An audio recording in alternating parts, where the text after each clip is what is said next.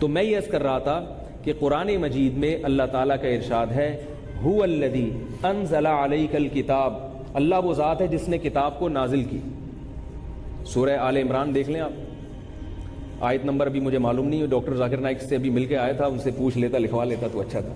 هو الذی انزل علیک الکتاب، اللہ وہ ذات ہے جس نے کتاب کو نازل کیا، اور آگے فرمایا کہ منہ آیات محکمات، اس میں کچھ آیتیں تو محکم ہیں، بالکل مضبوط، ان کے معنی بھی معلوم، ان کی مطلب نماز پڑھو، زکوٰۃ دو، روزہ رکھو، ان کا تو سب مفہوم واضح ہے۔ اور فرمایا ہن ام الکتاب، وہ ہیں اصل کتاب۔ اصل کا مطلب کہ دوسری قسم کی جو آیات ہیں ان کی تشریح میں اس اصل کو سامنے رکھنا پڑے گا، ان کی ایسی تشریح نہیں ہوگی کہ وہ اس اصل کا خلاف چلی جائے، اس لیے ان کو اصل کہا۔ فرمایا وَأُخَرُ مُتَشَابِهَاتٌ، اور دوسری قسم کی آیتیں وہ ہیں جو متشابہات میں سے ہیں، دونوں قسم کے متشابہات، ایک الف لام میم والا متشابہات، اور دوسرا جیسے اللہ کا ہاتھ، اللہ عرش پر ہے، اللہ کا چہرہ ہے، یہ تمام چیزیں۔ فرمایا فَأَمَّا الَّذِينَ فِي قُلُوبِهِمْ زَيْغٌ، وہ لوگ جن کے دلوں میں کجی ہے، ٹیڑھا پن ہے، یوٹیوب پہ مشہور ہونے کا شوق ہے ان کو، آئی بات سمجھ میں؟ مسلک مرض میں تو سب چیزیں آ گئی نا، دیکھو قرآن نے الفاظ کتنے کامن استعمال کیے، وَأَمَّا الَّذِينَ فِي قُلُوبِهِمْ مرض، فرمایا وہ لوگ جن کے دلوں میں بیماری ہے، بیماری دل کی بیماری، ہارٹ اٹیک مراد نہیں ہے یہاں پہ، دل کی بیماری سمجھو روحانی طور پر بیمار ہیں، ان کو لوگ محبت سے رہتے ہوئے اچھے نہیں لگتے، اور میری اصطلاح میں ان کو بیماری ہے خارش کی، خرشیلے ہیں۔ ایک دفعہ میں نے اجتماعی دعا کا مسئلہ بتایا نا، نماز کے بعد اجتماعی دعا ثابت نہیں ہے، پھر میں نے کہا کہ بس خرشیلے نہ بننا کہ جا کے امام ہو، اگر کسی کی تحقیق اس کے خلاف ہے تو اس کو فالو کرے، کوئی مسئلہ نہیں ہے، کوئی اتنا بڑا اختلاف نہیں ہے کہ آپ اس میں مناظرے شروع کر دیں۔ تو اور وہی ہوا، واٹس ایپ پہ ایک صاحب نے مجھے میسج بھیجا، اس میں دعا کی فضائل لکھ کے، اور اتنی غلط زبان انہوں نے استعمال کی، انہوں نے کہا کہ یہ جو ہے نا آج کل فرض نماز کے بعد اجتماعی دعا کو بدعت کہنے والوں کی زبانیں بند ہو جائیں، میں نے اس لیے یہ تحقیق، وہ تحقیق بھی 100% غلط تھی۔ تو میں نے کہا اگر آپ کی یہ تحقیق ہے تو کم از کم تمیز سے بھی تو پیش کی جا سکتی ہے۔ آپ بولے مفتی صاحب یہ میرے دلائل ہیں، آپ ان پہ غور کر لیں، تو میں غور کر لیتا، تو میں بتاتا بھائی اگر میں رجوع کا اعلان ہوتا تو رجوع کر لیتا، نہیں ہوتا تو میں بولتا بھائی اس میں یہ اشکال ہے۔ بات کرنے کا پہلے انسان کہیں تمیز ہو تو پھر آگے بات چلتی ہے، وہ زبان بے لگام، اور وہ مجھے کہہ رہے تھے کہ آپ اکابر کے مسلک سے ہٹ گئے ہو، تو میں نے کہا میں نے جو تحقیق پیش کی وہ مفتی رشید احمد صاحب کی تھی، مفتی محمد شفیع صاحب کا رسالہ اب تک چھپا ہوا ہے، مفتی محمد شفیع صاحب تو ہمارے اکابر میں ہی ہے نا، ان کا تو رسالہ چھپا ہوا ہے، وہ پڑھ لو، ان کی بھی وہی جو میں نے اس دن بتایا تھا وہ ساری انہی کی، مفتی محمد شفیع صاحب رحمۃ اللہ علیہ، کتنے بڑے بزرگ عالم تھے۔ مولانا ابرار الحق جو حضرت مولانا شرف علی تھانوی کے خلفاء میں سے تھے، وہ بھی قائل نہیں تھے، آئی بات سمجھ میں؟ تو خام خمی خود ہی جو ہے نا وہ بنا کے وہ غلو کرتے ہیں۔ اگر پھر بھی کوئی قائل ہے ٹھیک ہے بھائی، وہ کر لے۔ امام ابو حنیفہ کا امام شافعی سے کتنے مسائل میں اختلاف ہوا ہے، کبھی ایک دوسرے پہ طنز کیا انہوں نے؟ خود امام ابو حنیفہ کے جو شاگرد ہیں امام محمد اور امام ابو یوسف، سینکڑوں مسائل میں انہوں نے اپنے استاد سے اختلاف کیا ہے، وہاں تو لوگوں نے نہیں کہا کہ ابو حنیفہ کیا کہہ کے گئے اور آپ کو معاذ اللہ شرم نہیں آ رہی، آپ ان کے خلاف چل رہے ہیں۔ بھائی وہ کہہ رہے تھے میری تحقیق یہ ہے، میں ایسے، وہ ان کی تحقیق ہے ایسے، اس میں اور اتنا زیادہ پریشان ہونے کی ضرورت۔ ایک دفعہ میرے پاس فون آیا، ایک صاحب کہنے لگے وہ فلاں کے جو ہے نا وہ مسئلہ کیا ہے، میں نے کہا ایسے ہے، انہوں نے کہا وہ فلاں مولوی صاحب نے تو اس کے خلاف بتایا،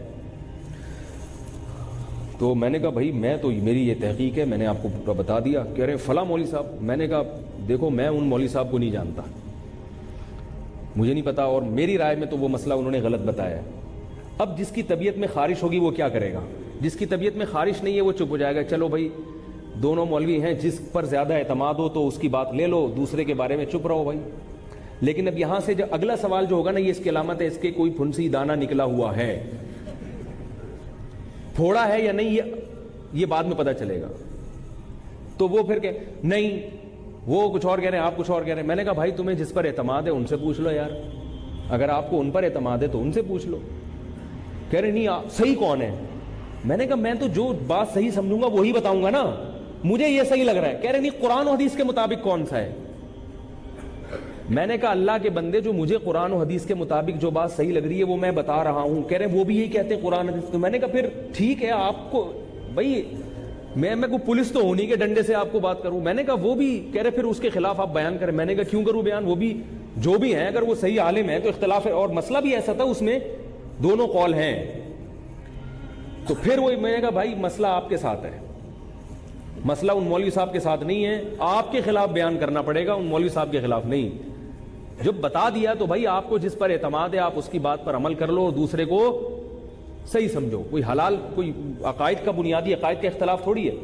تو قرآن مجید میں اللہ کا ارشاد سنیں, فرمایا وَأَمَّا الَّذِينَ فِي قُلُوبِهِمْ زَيْغٌ, جن کے دلوں میں ٹیڑھا پن ہے, مرض کا لفظ بھی استعمال نہیں کیا, زیغ, زیغ مرض سے ہٹ کر ٹیڑھے ہیں, ٹیڑھے, ٹھیک ہے نا, وہ کیا ہے, فَيَتَّبِعُونَ مَا تَشَابَهَ مِنْهُ, فرمایا اس قرآن میں جو متشابہ چیزیں ہیں نا وہ ان کے پیچھے لگیں گے, ابتغاء الفتنتی, فتنہ پھیلانے کے لیے, وابتغاء تأویلہ, اور اس کی تفسیر جاننے کے لیے, وما یعلم تأویلہ الا اللہ, حالانکہ ان کی تفسیر اللہ کے علاوہ کوئی بھی نہیں جانتا.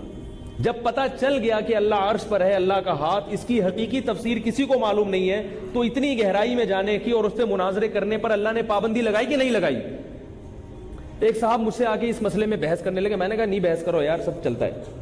تو انہوں نے امام مالک کا قول سنایا. یہ سب باتیں اس لیے کہہ رہا ہوں کہ یہ سب آپ کو سننے کو ملیں گی جب آئیں گے نا دونوں فریقوں میں.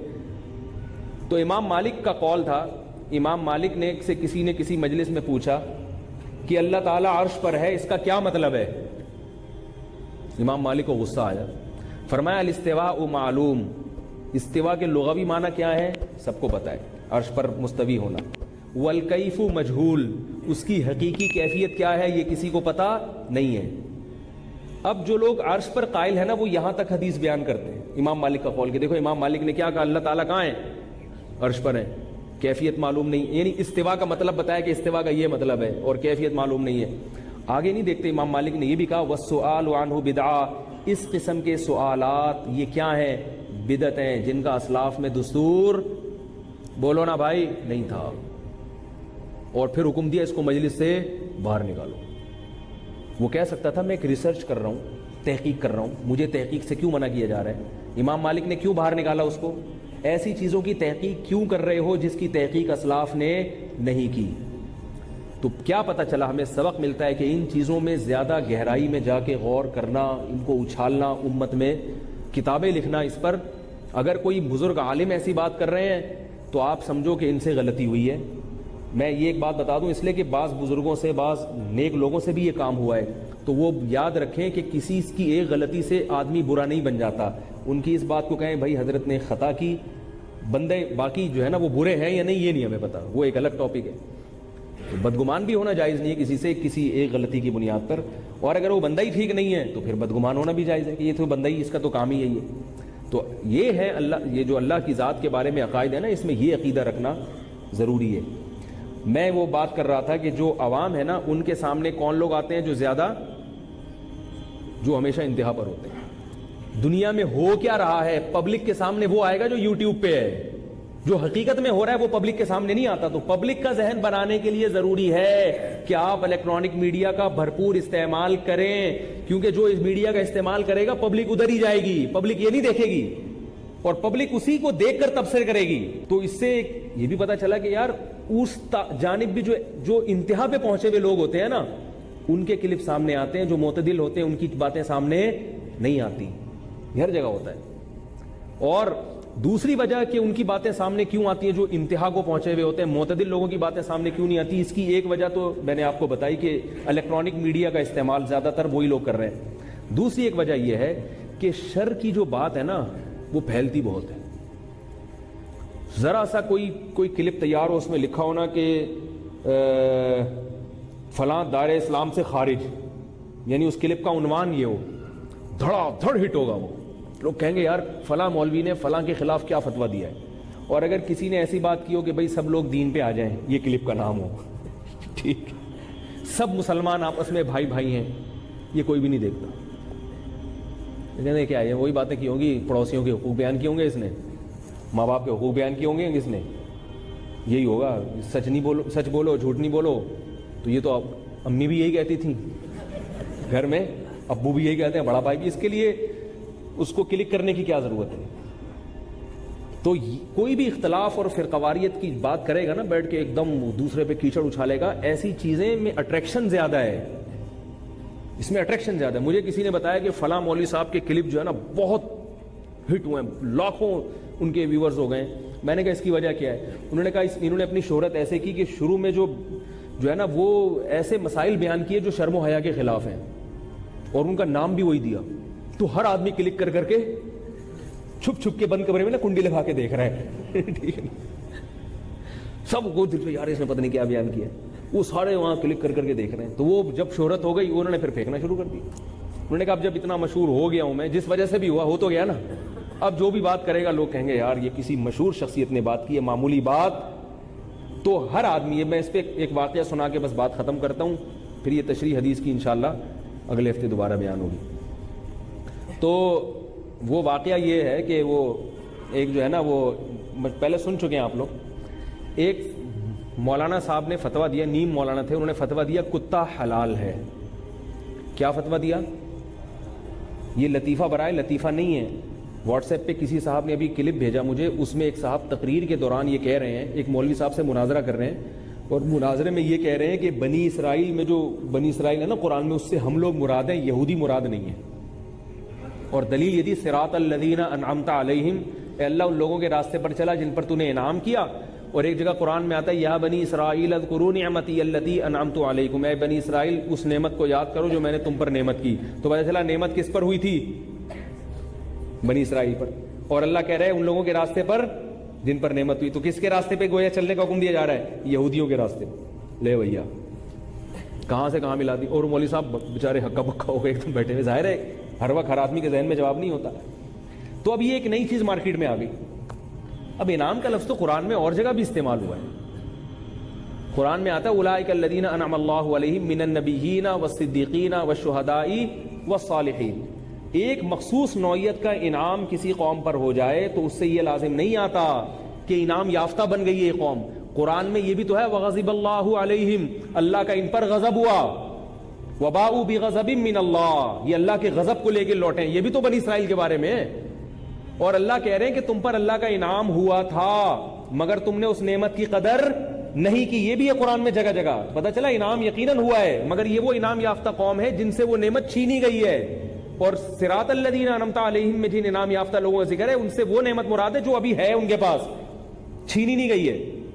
تو خیر اس پر ابھی کہنے کے لیے بہت کچھ ہے, لیکن اس کا کلپ اتنا ہٹ ہوا ہے, اس بندے کو کوئی بھی دنیا میں نہیں جانتا تھا مگر اب ساری دنیا اس کو پہچاننے لگی ہے. یہ بھی ایک مارکیٹ میں, میں نے اس کا جواب دیا, میں نے کہا کیا جواب دوں, میں نے کہا ایک نئی فلم ہے جو مارکیٹ میں ریلیز ہوئی.